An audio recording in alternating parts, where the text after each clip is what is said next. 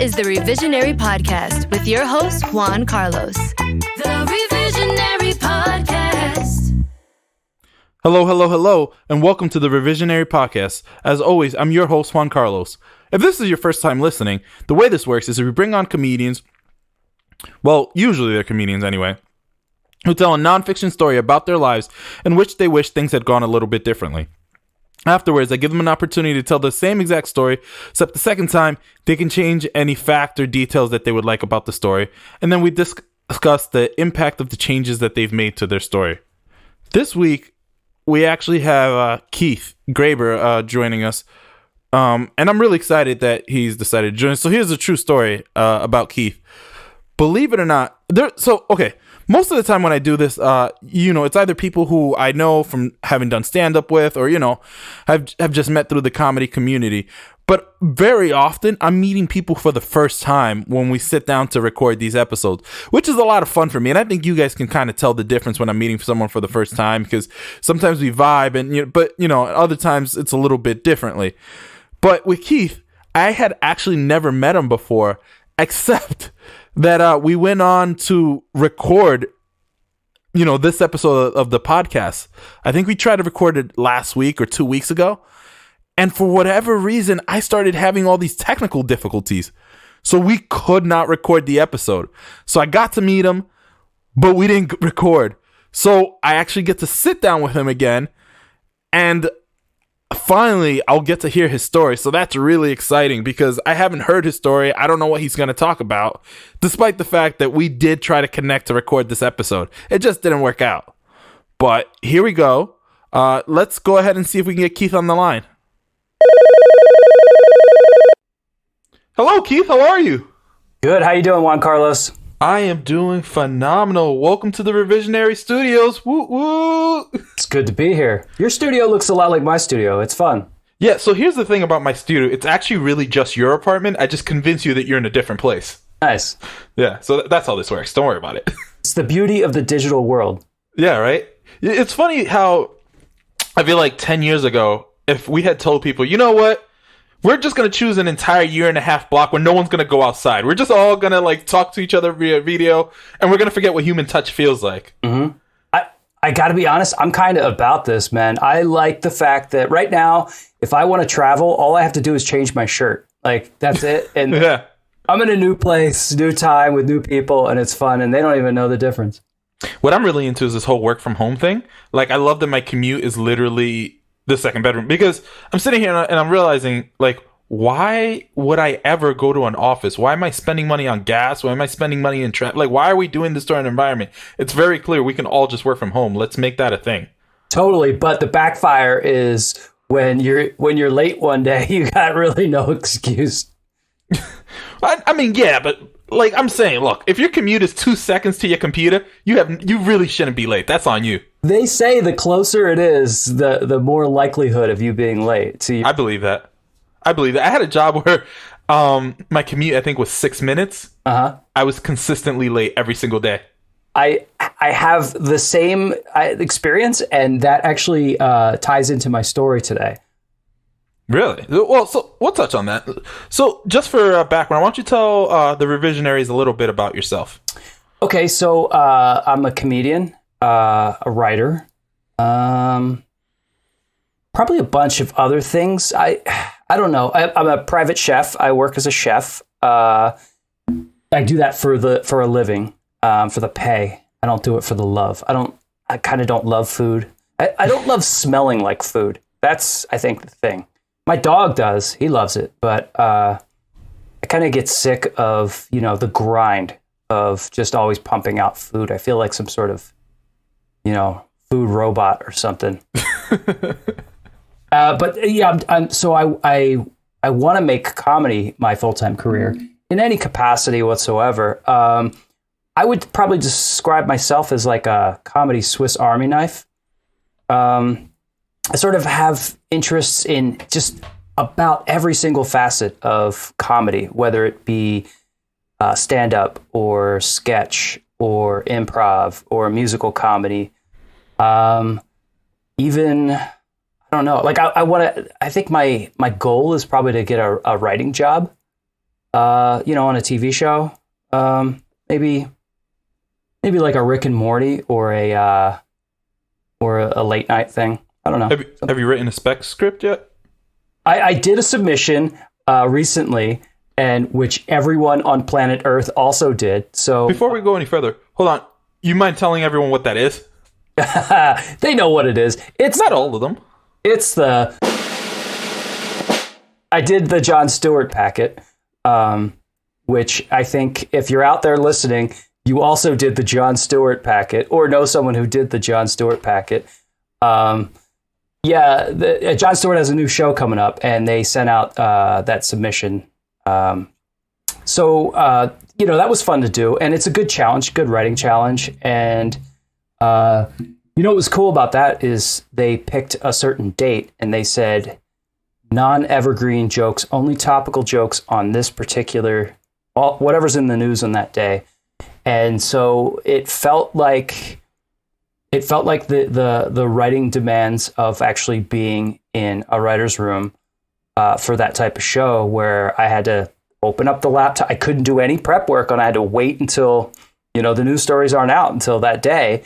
Mm-hmm. And, I'm in Los Angeles, so I get a 3-hour non-head start, post start on the, so I got to wake up, either got to get up at 5 or be behind everybody. Mm-hmm. But yeah, it was fun. It was a good grind. It was a good exercise, a good mental challenge for myself. And I don't know, I was happy with the packet. I write and produce sort of a comedy game show. We all do our shows, right? And I have that on YouTube, and it's a little bit topical headline news in one of the rounds. So I like, getting in some of the headlines and making fun of the celebrities and all that kind of fun stuff. I get a little political here and there. But yeah, it was good. It was fun. It was really nice to do that, and I need to do it more. Being in that Swiss Army knife category is the downside is you've got a lot of pokers and a lot of different fires, and you're just, keeping up with one thing or another is like, it's you don't have as much of a focused life and a focused attack on your career choice. So we, first and foremost, I want to again thank you for coming on the Revisionary podcast, but why don't we go ahead and jump right into this, Keith? The stage is yours. Go ahead and tell us your story. Okay, so my story takes us off to the magical land of New Zealand. Ooh. Some of you may have heard of it. Fancy. Okay. Yeah, so it is kind of fancy. I still talk to my friend from New Zealand from time to time, and he always argues with me that it's not fancy because he lives in a little bit of a podunk kind of town. But right. It is fancy to us. It's like, I try to instill in him, like, yo, we have podunk towns too. We don't have magical waterfalls, bro. Right. It's a better podunk still, So I grew up in Philly, and I grew up in sort of a not so nice neighborhood, and a little sort of a poor, just urban background, row homes, crime, all that kind of stuff. Mm-hmm. And in New Zealand? In Philly. I grew up. Sorry, in Philly. I got confused. Yeah. So, and then I started to, in my 20s, my early 20s, I started getting in. That's when I started cooking for a living. And I worked at a few restaurants. And then, I said, I got to get out of here. I don't want to be in Philly anymore. I want to travel. And so I ended up in the furthest possible place away, which is New Zealand, right? And I'm trying to set up some of the, background. You need Sure. a couple of things about my background in order to truly understand this story and appreciate the nuance. This is everything that I like, every storytelling that I like to do in my comedy or even in conversation is always about like shame and embarrassment. Okay. Because I don't know why, those are my most and least favorite moments in my life. Like they entertain me, about myself. Right. It's also like, I wish I could change that, but do I really want to? Because it's so hilarious. But okay, so Here's the thing. I hesitate to call this summering because summering as a verb, because when you're poor, whiskey tango in Philly, you don't really summer. But hold on, let's back up. What is summering? Right, exactly. Summering is when you go somewhere for the summer, when you go on vacation, you have a second home. Is that a thing? That is a thing for rich people. Okay, so the poor person version of that in Philly is you have a cat.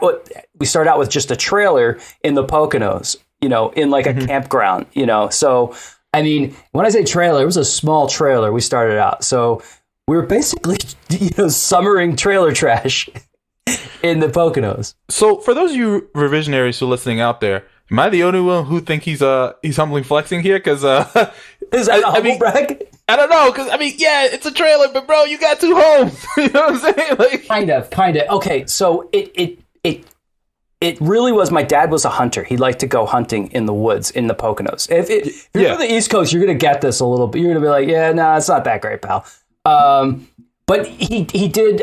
So he had this like little trailer just so he could like stay there, and so we'd go from our row home to a trailer in the woods is basically what we do. And we had the two things. And the trailer in the woods was on rented land. Like it was like a couple $100 a year or something. It was like, that's how this is the lowest end of summering. Okay. But the point being that I actually have like, you wouldn't know it from maybe looking at me, but I actually have a solid like Boy Scouting background. Okay. Every summer in Philly, we'd get away, and we kind of got away because of the crime. Like my dad didn't want us, both my parents didn't want us to get like, away from school and like the gangs and yeah, stealing. Were you an at-risk youth? Car parts? Not really, because my parents did keep after it when we were kids. But I did fight a lot. We did, like in Philly, you can't not fight. Fights find you, and I remember in Philly like being, I want to say 7, 8 years old in a fight at nighttime. Yeah. The middle of an intersection, not even in the street, in the middle of an intersection with like 20 people. I was fighting another 8-year-old kid, and there's like 20 people circling, like cheering us on, like it's like Fight Club. And there were adults watching us. That's how weird and rough Philly can be. Did you lose? I actually won that fight. I was a badass when I was young. I started to chill out, and I was like, "Hey, man, can't we all get along?" And like, it didn't. I mean, yeah. All right. So anyway, I have a background of being in the woods. Sure. All summer long. I know how all the Boy Scout things. I know how to light fires. Pitch tents and whatever, all the stuff.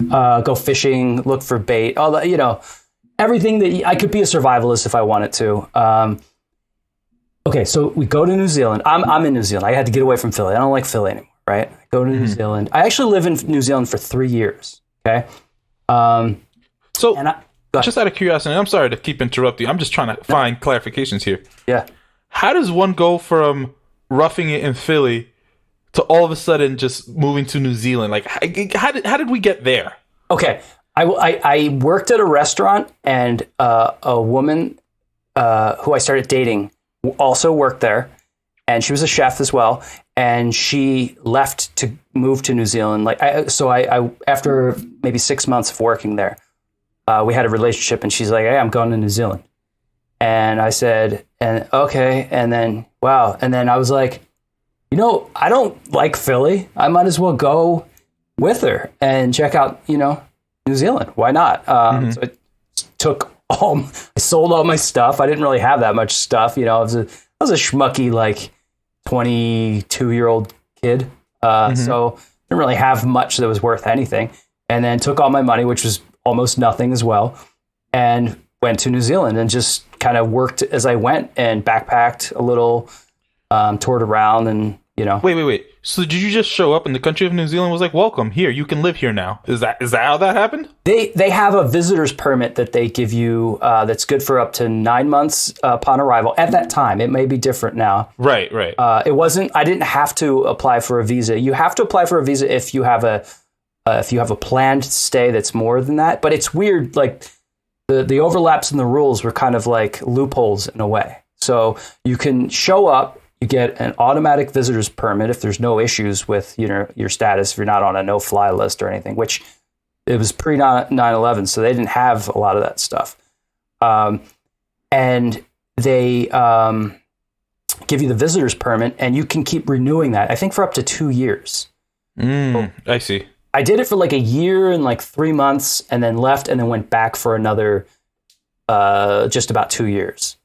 So, and then did a full stay again on a visitor's permit. So, I go to New Zealand. I do a little bit of backpacking and meet up with my girlfriend from Philly. We stay together probably, I think, another 6-9 months, and then we break up, for whatever reason. And then I'm like, I kind of like it here. I'm going to stay some more. And then, so she left and went back to Philly, and I met another girl, and we started dating, and we had a pretty good relationship. It was solid for a while. So I would occasionally stay with her family. I didn't have anywhere. I didn't have anyone there. It was just like, if you made friends with me, I was staying at your house. Like, sorry, pal, but there's nothing. Like, where do I put this bag? You're my family now. Friend, yeah. It was just like, not a smart move. If like people would avoid eye contact. So there's a certain point where I was sort of staying with her for a while, and she still lived with, she was like a year or two younger than me, and she still lived with her family. And so I would stay with them, and then sometimes we'd go back to a different area and stay in, just get like a room in a flat, somewhere.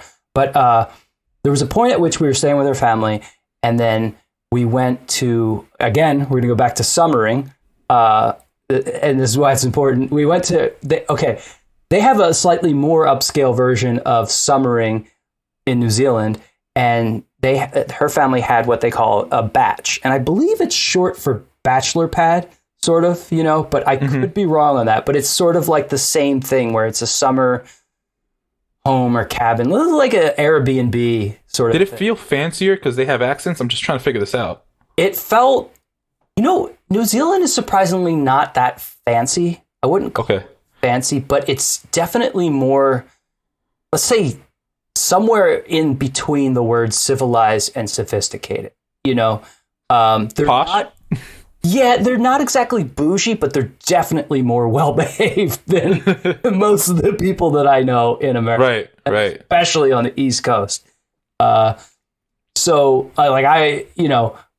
probably cursed a lot more than most of the people were accustomed to. But they have their own charms. They have their own sort of podunk attitudes and behaviors here and there. So their batch was in an area of New Zealand, which is a really beautiful area called the Marlborough Sounds. There's sort of this like mountainous regions where the, ocean water kind of fills up between the hills and stuff. So it's really cool. People own little properties there, and they go there for vacations, for weekends, summering the verb. And, usually you have a little spot on the hill in the woods, and then there's a path down to the like a beach. And it's not like a sandy beach. It's more of like a rocky sort of the beach, kind of beach you would see at a lake or something like that, Okay. Another fun fact. I've never smoked a cigarette in my life. Right. Okay. And that's another thing I inherited from my dad, that he was like, why? It's gross, and I was like, okay, so I won't do it. And I'm glad I never did it. But because I never enjoyed the smoking process, I'd never smoked weed with all of my friends in Philly. I was like, I don't smoke. But I would eat it. I would eat weed. And right. This is before they actually had the serious edibles. Like, I was just taking chunks, or making tea or something stupid. So if you've ever had edibles, it puts you out. Like, it's a weird experience, right? I mean, I've heard about it from other people, but I don't know anything about it. To be honest with you, until this very conversation we're having now, I didn't even know you could put THC in tea. It doesn't really work that well. This is before the days of the very sophisticated edibles we have now. So I would make tea in this coffee, like a cappuccino machine, and it would squirt out the sides, and And all my friends would be like, "You're just, like Gollum, like he ruins it," Like. So another New Zealand reference. I got to throw them in there. And so but the thing about when you eat wheat is you can expect to just be like, planted on the couch. Probably you're gonna go out at some point, and sure, it's a way more of a couch trip, velvet poster, Dark Side of the Moon kind of on edibles scenario. Yeah. Like you plan it. You're like, I'm gonna eat this thing at 7 p.m. It's gonna hit by 8. I'm gonna have a couple of hours of fun, and then I'm gonna get a good night's sleep, and that's how this night's gonna go. But okay, so this girlfriend, for whatever reason, I changed my rule and I started smoking weed with her, and it was kind of enjoyable. And I hadn't been doing it that much, and so there was typical stoner rules. It's like, whatever, like if you could sneak away at lunchtime, let's go smoke some weed. There's wake and bakers, there's all this other stuff. I'm like, okay, I've never waked and ate an edible. It's like, I'm just going back to bed if that's the case, Right. I mean, yeah. So we would smoke occasionally, right? And I'm still okay. And so there was one day where she's like, "Hey, let's go down the beach and let's smoke some weed." And fine, okay, it's fun, So we're down there, smoke a little weed, and her parents were cool. We weren't really like worried that much about being caught, but it's still like I'm the American, I'm the guy dating their daughter, Right. I'm still trying to find some inroads here, And so we're smoking weed on the beach, just walking around, having fun, like everything's sparkly and whatever. And then so we're walking back towards the house that they summer in. Yeah. And then we see her dad.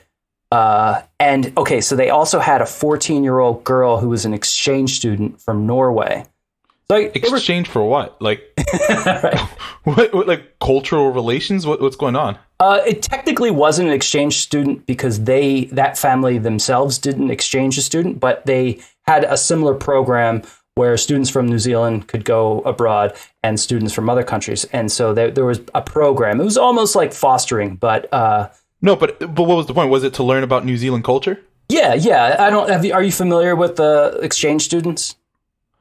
I mean, as far as I know, it's like trading places. 2 kids get to go to each other's schools. Yeah, traditionally that's what it's like. It's almost like trading, like a wife swap, but for the kid in the family. But it in New Zealand, they basically had a broader system where it wasn't a direct swap for a family member. You would just sign up and be approved as a family that would take on an exchange student from another country if they're and it's just like cultural experience, and I think they would still go to school and things like that. Why would anyone do that? I'll tell you what, I would have done it to get a free trip to New Zealand if I was. No, right. If you're the student, I get that. Yeah. But like as a family, why would you want a young kid to have to be responsible for? Yeah, I don't know. Maybe they got a benefit out of it. They were pretty well off. They weren't super rich, but they were a successful family. They had 3 daughters. And then maybe they just loved daughters. They want a 4th one. I don't know. And she was young. She was the youngest, So my girlfriend was the youngest sister. And then this girl was a few years younger. She was 14. I think she was 14. Yeah. And so she could speak a little English. She was nice. She wasn't very talkative. She was a little shy, and that's cool. I just was like, hey, nice to whatever. We didn't talk much. She had a pretty good relationship with the mom. And, she was just a nice kid. And I always got the vibe from a lot of Europeans in general. They're just a little more life skilled than the average American I see. I believe that.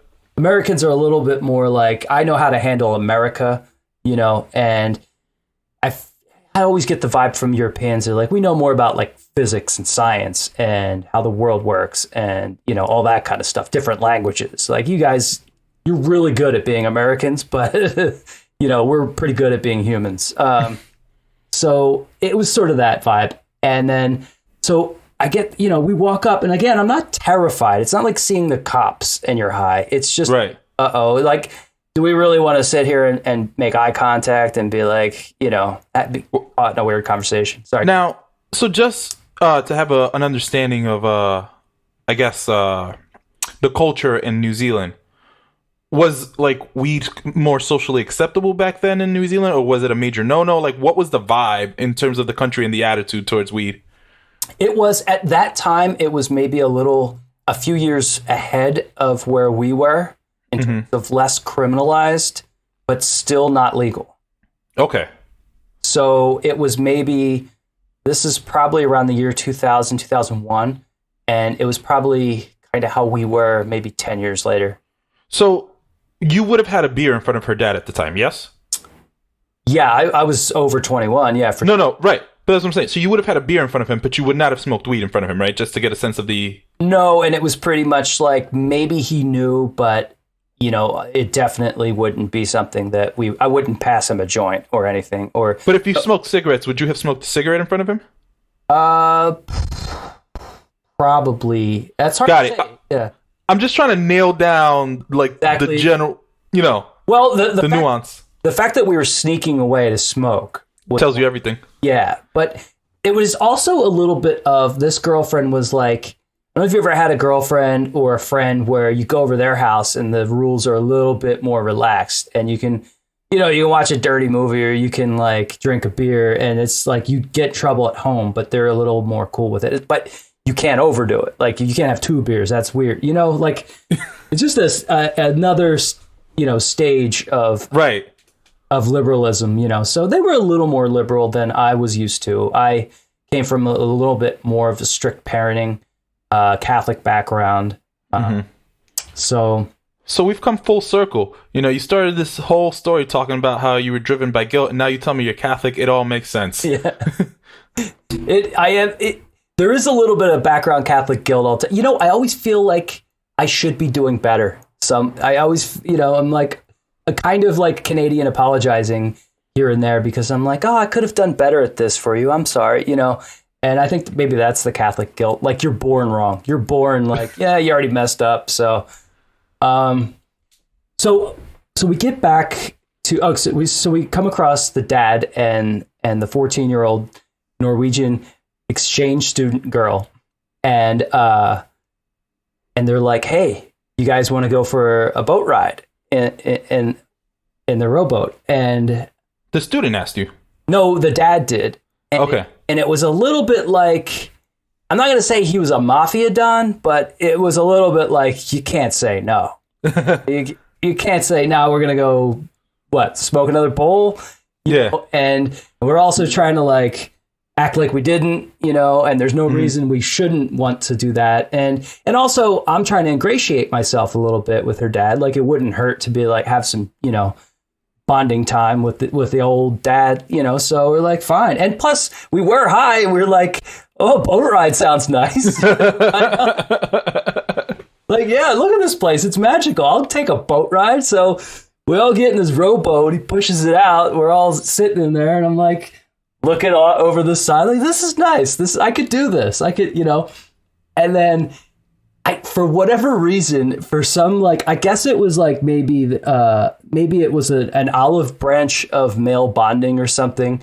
The dad, he looks at, cause I'm like, I'm a strapping young lad, I guess, at that, I'm this 22-year-old guy, and like dating his daughter, and he's in a boat, he's like, why don't you take the oars, Keith, and paddle for us, And he's sitting at the bow, looking like facing me, like a rowboat, you kind of face each other. Yeah. And the 2 girls are in the back, and I'm like, okay. And then, so I need to say this for the folks at home. I know how to row a boat, okay? And so Revisionaries, if you're listening, he doesn't know how to row a boat. No, I'm just kidding. We'll prove it sometime. We're going to do this in a rowboat. I'll bring my laptop into a rowboat. And, like, I'm not a paddle boat only guy. I know how to row a boat. I've rowed boats before. I've fished out of boats that I've rowed into lakes and ponds, so he gives me these oars. And I'm like, I was like going. I looked like a cheerleader who just did LSD or something. One pom pom in front of the other. Yeah, my arms just pumping in all directions, like I'm stirring. You know what I mean? I'm like, what? Yeah. Can I do a figure eight kind of pat? For whatever reason, I was so high, I could not row this boat. I could not work these oars like in unison with two arms. It was just for whatever reason. And I'm like, oh God, get this right. And looking at my hands. I'm like, why aren't you doing what that one's doing? You know? And he's looking at me like, what is he felt bad for me. And I in my head, I'm thinking like, do I say it's because I'm high or because I'm a chump? Like, I don't know which one is worse right now. Right. To do. And okay, that's not the worst part though. What's the worst part? The worst part is that he looks at me and he gives me one of those like, okay, don't worry, like you're done. Like he taps me out, like he relieves me of my duty. And then he looks at the 14-year-old girl who's the exchange student from Norway and says, you want to row? And then she gets there and she's just like crushing it. Like an Olympian rower, just like boop, boop, boop, boop, boop, and I'm like, oh my God, I just blew it. And that might be one of the most embarrassing moments of my life. And I blame drugs. Let me get this straight. Not only did you get outrowed by a child, by a literal child, you had to sit there and watch her successfully crush you. Yeah. Oh, okay, cool.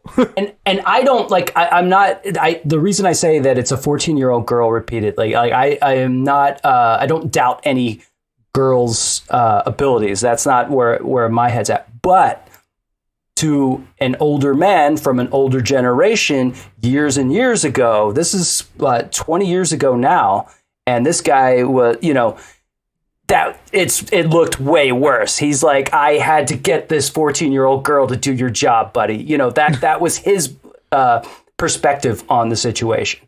To be honest with you, I was giving you the benefit of the doubt. I assumed it was just embarrassing because she was a child, an underdeveloped, didn't have muscle yet child.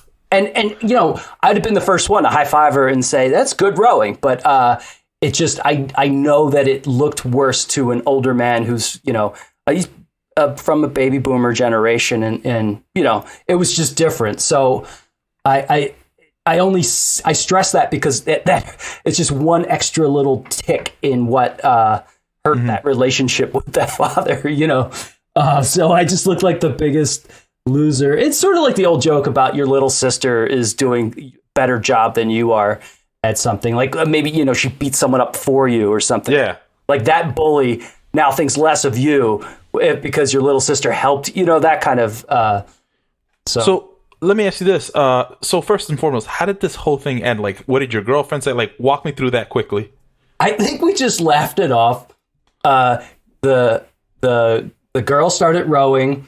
We did a little it was like a pleasant, we forgot about all that and we're just pleasant and just enjoyed pleasantries with each other, toured the scenery and then went back, docked the boat and went up and probably had lunch or something like that. It's just like, let's move on.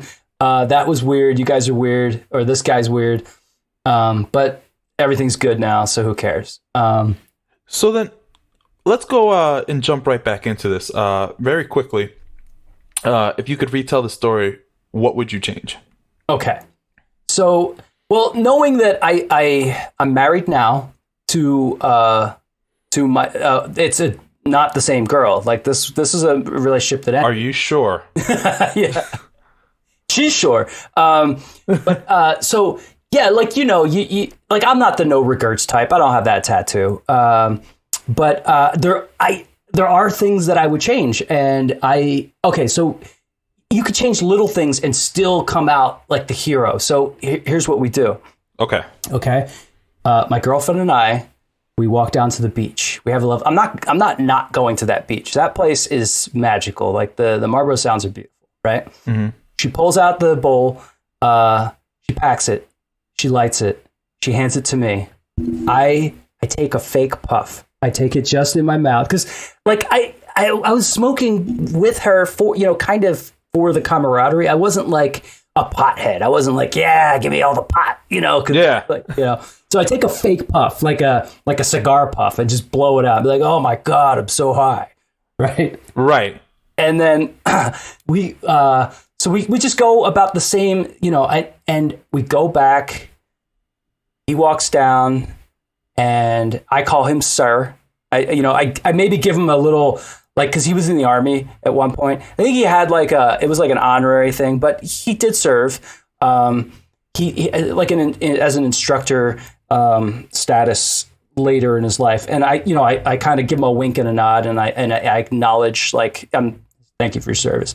Give him a little salute, and then we get into the boat, okay, and I look out, I identify some native trees, and maybe a bird sound that I hear. I identify the species because I know exactly what I've studied. I've read all the books.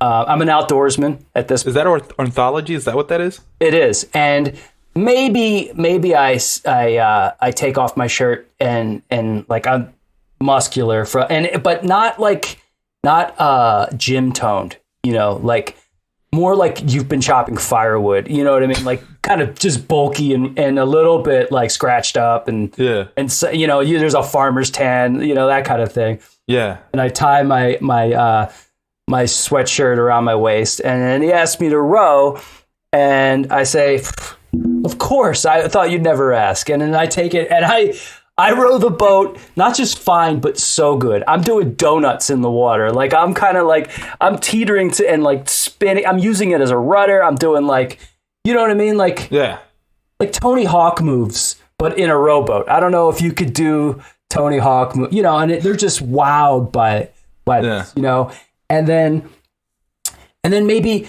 a speedboat goes by, and the wake like hits us and knocks everybody out of the boat.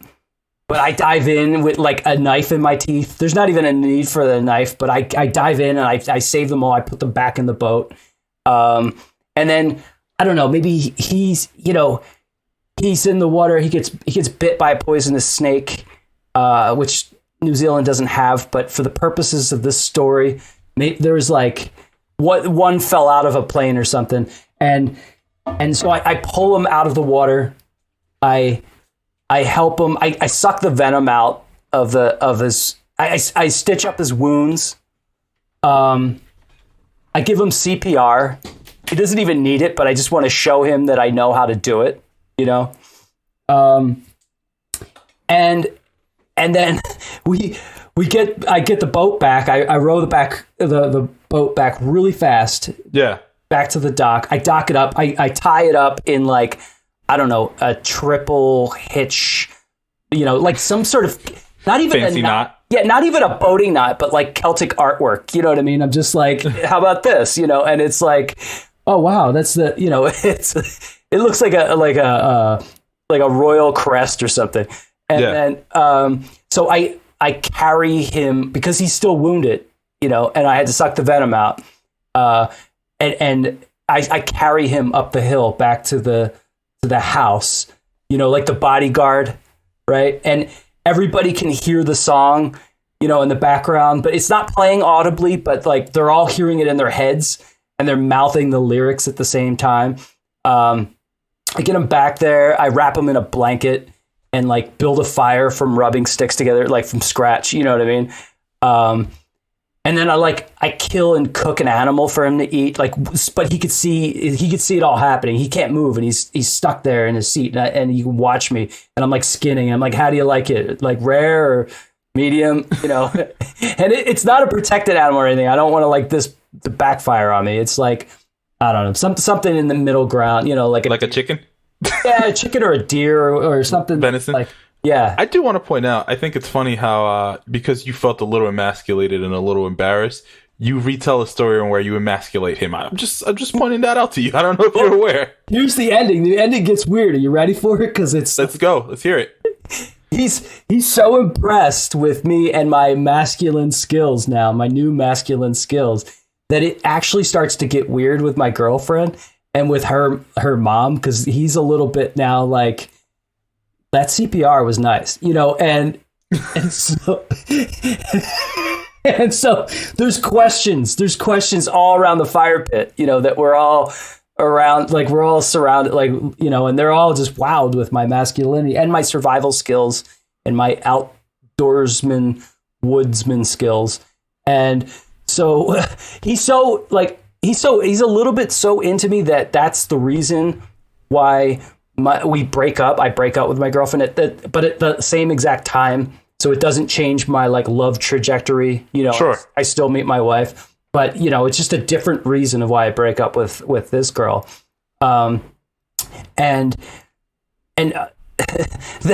that night after he goes to bed, I ask my girlfriend if she has any more weed, and then we get baked out of our gourds. The end. Yeah. Well, we go down to the dock late at night and we do wacky, weird things in the rowboat that we can't operate while we're high, and then the end. Yeah. Okay. So this story ends because you drowned. Got it. Okay. First and foremost, I want to say thank you for coming on to the Revisionary podcast.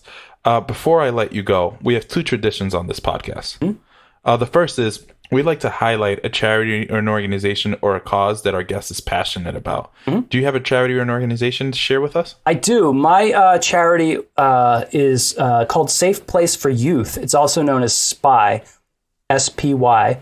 It's at safeplaceforyouth.org. One of my clients and a good friend, actually, Bridget Carroll, works with them. And it's basically for at-risk youths, providing them with homes and places to stay and all the types of things that they need in order to get, back into the workforce. And for whatever reason, if they're runaways or they're orphaned or anything like that, and they're on the streets, like these guys help them out.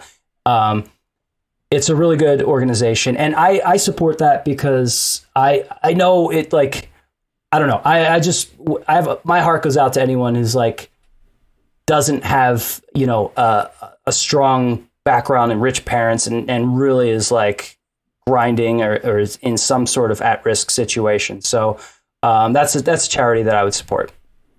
Perfect. And the last tradition we have before we let our guests go, we like to ask them to share a quick childhood story that puts a smile on their face or generally makes them feel warm inside when they think of it. So like the first thing that comes to mind.